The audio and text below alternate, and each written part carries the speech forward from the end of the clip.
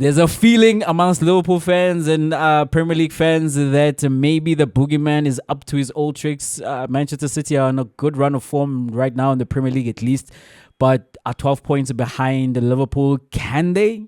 Can they? Surely not, Chuck. Can they overcome a 12-point deficit to go win the Premier League title? No.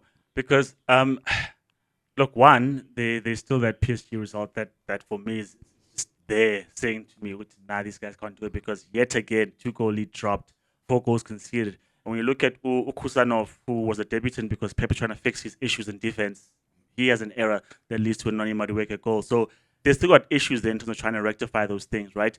But also, Jay, in all those other runs, I think where he's won 6 out of 7 titles, it's like been 4 Carabao Cups and a good run in the Champions League, where elsewhere they're looking good, just that in the league they're not quite the best. Where they are now in the Champions League, if things don't go well for them in the last game of the upcoming rounds, they are completely out. Never mind playing knockouts to then progress into the last 16, they are completely gone. So for the mere fact that it's going wrong everywhere else, I don't think that this particular team can put things together. One, I look at the fact that Rodri still can't be replaced in terms of the options because who came from Dortmund, went to Barca, came back again, Gundogan. He's showing his age.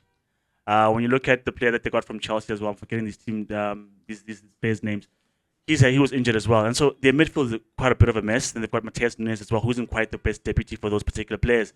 When you look at their defense, Vardiol scores goals, and he scored again against Chelsea. But the issues are at the back, my brother. That's where you need to fix things, not in front, because you score anyway, but you concede. And in that endeavor, they've signed a 20-year-old who they threw into the Lions den, and they've signed an 18-year-old Brazilian to fix those issues at the back. It doesn't quite seem adequate to me in terms of what you have at your disposal and what you're using them for. Because Vardiol shone at the World Cup for his defensive abilities, except for the one time when Messi had him.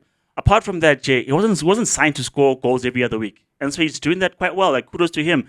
But what about the defensive work as well? Because when he does get the goals, can you stop Barcola after that? Can you stop Vitinha after that? No, they can't. And that's an issue for me, Jay. I think it's easy to progress, like from position number 9 to the top 5, top 4. Maybe you can because those sides are a bit close together. But breaking through to then challenge Arsenal, to then go all the way to then try prize it from Liverpool, I think that's a tall order, Jay. I think that's a little too much even for City. So my answer is no. Listen, you don't play PSG in Paris every other week in the Premier League, so that might be different. But also, the Premier League does have teams who play a form of what we saw PSG do in order to be successful against Manchester City. Bournemouth, when they played City at home, they gave City all sorts of problems, like pressing them aggressively in their own half. And you're going to come across teams that play like that. This is why I was disappointed with Chelsea, right? Because with the kind of players they have, with the game breakers that they have, I thought that and you go into that game, and even though you start maybe the match day ahead of Manchester City, City are still the favorites to win that game. So you've essentially got nothing to lose. Also, because we've heard from Maresca himself that this team is years away from challenging for a Premier League title, and Chelsea fans back that notion up, and maybe at least just for this season that they're not in the title chase. So why play nervous? Why play within yourself? Why not go out there and express yourselves? Why not give it to City? You know, in the same ways where you've it's on video now in terms of how you want to approach playing against Manchester City, and it started well. Chelsea started with the goal, and this is how they started though in their matches. And then they go back into a shell. I don't know what it is. I don't know. I have a suspicion of what it is. What I don't know is if it's a mentality thing or if it's an instruction that goes from the coach that, well, if you do take the lead, maybe you want to be more conservative, but it's not working. Especially at Manchester City, it did not work for them at all. And then you have them playing the high line and they're isolating Erling Haaland. Like, I could have told you as an Arsenal fan, just go back to the game last season, at the previous season, 2 seasons ago, I think now, at the Etihad, when that man was unfurling his hair and doing his thing, where City like kept playing it up to him, and De Bruyne was making runs off of him. Like, he is great holding up the play. You maybe not think of that very much, but again, that guy is a physical specimen, and if you put him up against a centre back and it's a high line, he is going to control that ball, and he's going to play. It doesn't have to be perfect because there's a whole lot of space behind to play it into. He's going to play the ball behind, and Chelsea fell into that, and I couldn't quite understand that. But I also think Chelsea's problems come down to the fact that they are a young team. And what you expect from young teams, as you expect from young players, is inconsistency. You know, they're still learning their trade. They're not quite the finished product as yet. And this is still the first season under this new coach.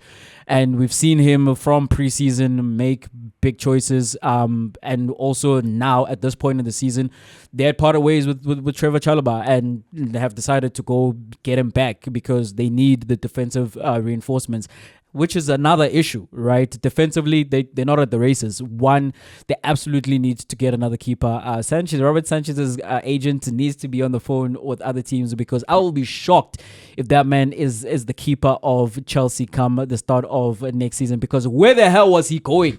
Where was he going? He doesn't have the answer to that to that question. Like, it was just like Szczesny in the Champions League against Benfica. But with Szczesny, I can maybe at least excuse the fact that man was retired, you know, and he's come back from retirement, and now suddenly he's playing against the most extreme of highlines at Barcelona. What's your excuse? Robert? I don't think he quite has one. And then with the defense in front of him, one, they don't have confidence from the keeper, but also the only member who's available and consistent is Cucurella.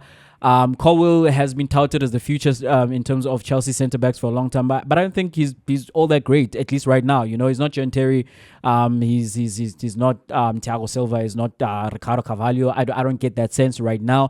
And then when you look at his partners, Desasi, he's in and out. They've gone and got Trevor Chalobah, as I'm saying, and then you've got Reece James, who's a world class player when he's fit, but how often is he fit? And him coming in and out of that defensive line, I think defenses need stability in order to be successful, and you don't get that with Reece James being in and out because of his injury. How much cohesion, how much chemistry can you build up in that situation? So that's something they still also need to figure out. But they did well to get within 4 points of Liverpool at some point, but I think the toll of them being young and not quite being settled as the team that ultimately we're going to see when they are ready to challenge for the big trophies is what is hampering them.